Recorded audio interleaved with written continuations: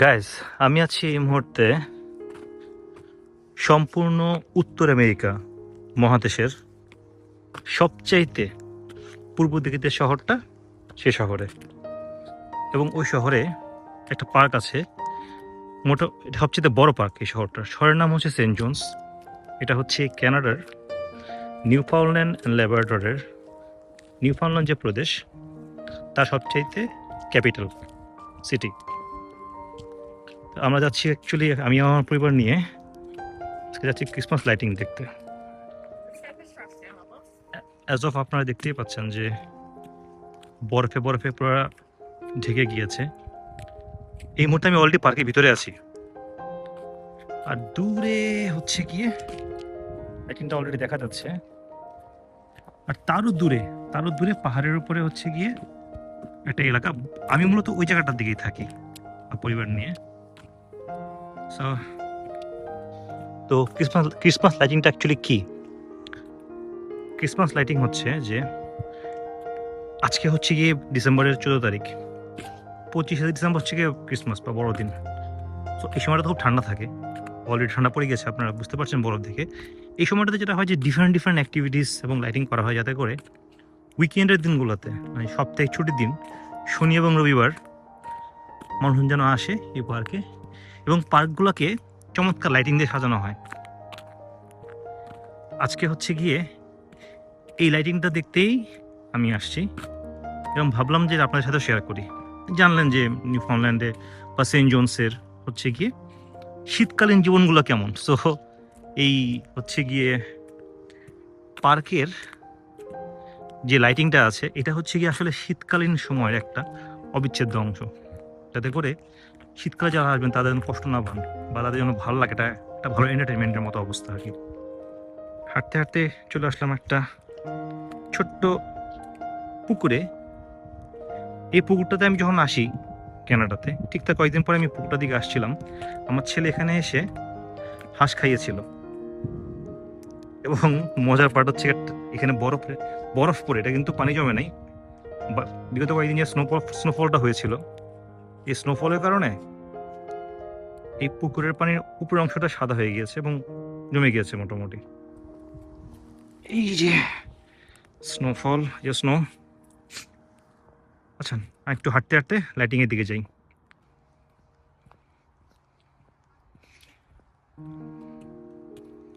যদিও এখন রাত, বাট রাত হলেও স্নোয়ের কারণে সম্পূর্ণ ভিউটা চমৎকার লাগছে।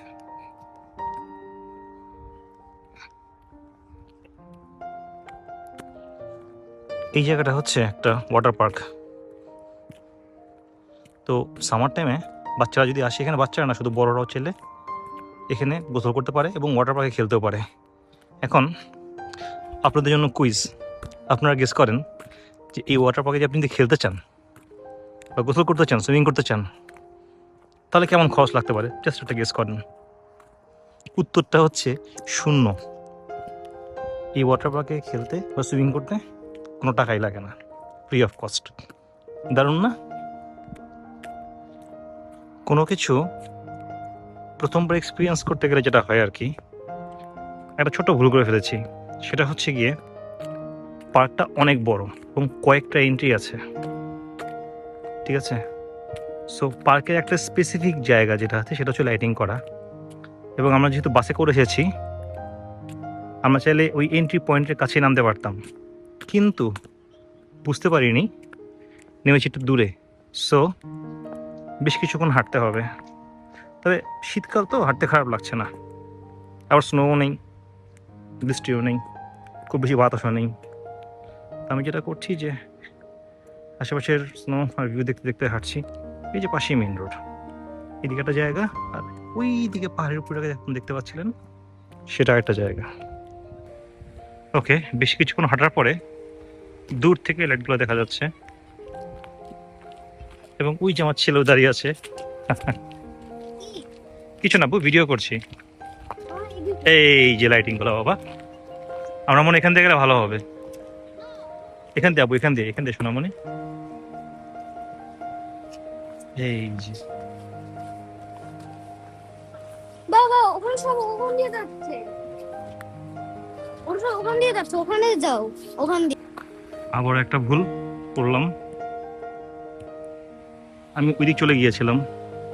ওইদিকে অ্যাকচুয়ালি রাস্তা শেষ, লাইটিং আছে বাট রাস্তা শেষ, মেইন লাইটিং এখান থেকে শুরু। আমার ছেলে আমাকে বলছিল বাবা এদিক দিয়ে যাই, বাট আমি কথা শুনিনি।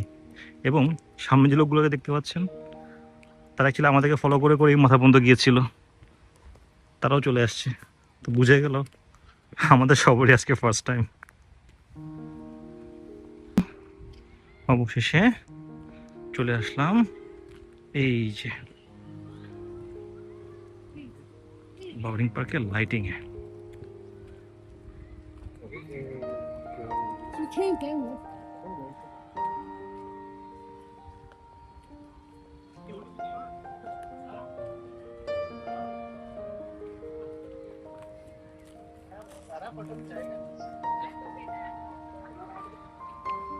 মজার ব্যাপারটা হচ্ছে এখন কিন্তু খুব হালকা হালকা করে স্নো পড়ছে, হয়তো ক্যামেরাতে বোঝা যাচ্ছে না, বাট খুব হালকা হালকা স্নো পড়ছে।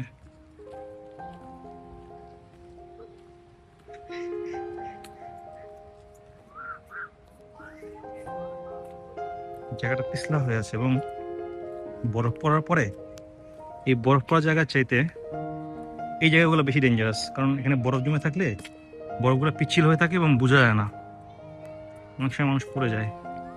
ওই যে বাচ্চারা খেলাধুলা করছে, আমার ছেলেও খেলাধুলা করছে।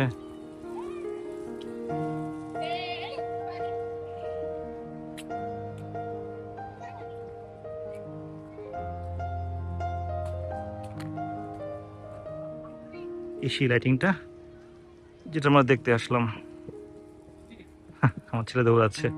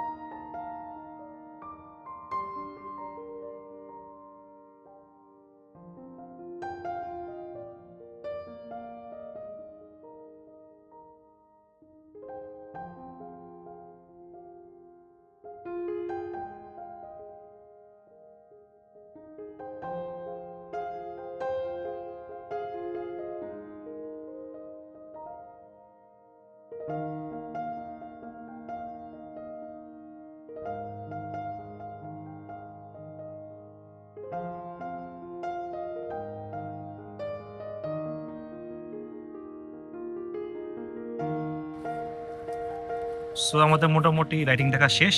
এই যে আমার ছেলে, ও খেলছে, আমরা উবরের জন্য ওয়েট করছি, বাস আসতে অনেক সময় লাগবে তাই। সো ভালো লাগলো, উইকেন্ডে হচ্ছে কি জিনিসটা ভালো, শুধুই উইকেন্ডের জন্য। এই যে আমার ছেলে।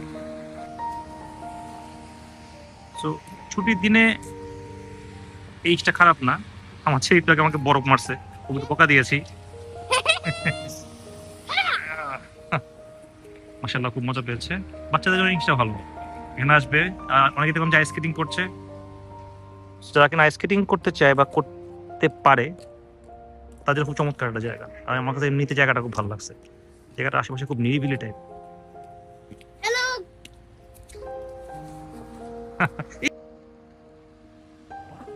তবে আমার কাছে এমনিতে জায়গাটা খুব ভালো লেগেছে।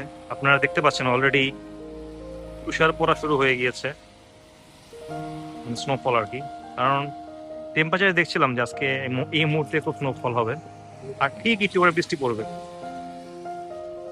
তো বৃষ্টিটা হচ্ছে গিয়ে বৃষ্টি পর্যন্ত থাকতে যাচ্ছি না আসলে, কারণ এখানে যারা থাকেন বেশিরভাগ গাড়ি নিয়ে আসছেন, আমি আসছি বাসে করে। সো তার আগেই আমাদেরকে চলে যেতে হবে, ওয়েটিং ফর উবার। যাই হোক, আশা করি আপনার কাছে ভিডিওটা ভালো লাগবে। আমি চেষ্টা করবো আস্তে আস্তে আরও করে নিউ ফাউন্ডল্যান্ডের বা সেন্ট জনসের রিলেটেড জিনিসপত্র জানানোর, বিশেষ করে শীতকালে। কারণ সেন্ট জনস এমনিতে সামারের জন্য খুব সুন্দর একটা জায়গা, কিন্তু উইন্টার অ্যাকচুয়ালি এখানে যারা থাকেন উইন্টারটা কীভাবে তারা সার্ভাইভ করেন বা এনজয় করেন ওই জিনিসটা আমি তুলে ধরার চেষ্টা করব। আজকের জন্য এটুকুই। Bye bye.